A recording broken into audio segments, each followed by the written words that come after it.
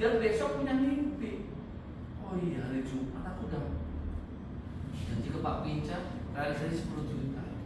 Akhirnya otak kita, apa yang ada di raga kita ngapain? Nyoba nyari. Kemana aja nyari, akhirnya itulah yang namanya berusaha.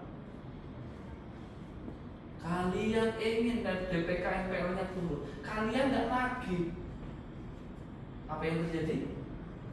Nggak kan orang itu bayar, lo nggak nagih, orang tuh bayar. Nagihnya seperti apa? Itu yang dimaksud nanti dengan kalimat sungguh-sungguh. Nagihnya cuma WA, terus telepon nggak diangkat apa?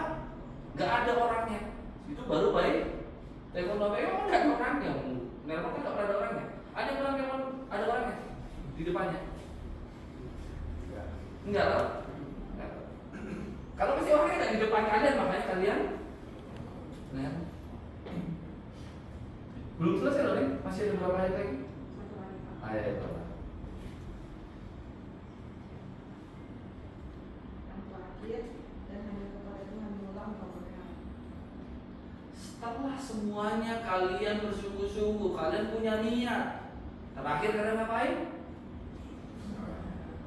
Kalian ngapain? Tadi itu loh, ya, bacain. Kalian suruh ngapain? Hah? Berharap. Artinya ketika berharap kalian pernah berdoa, artinya kalian pernah meminta. Sesimpel itu hidupnya. Kalian gak pernah minta, suruh dikasih.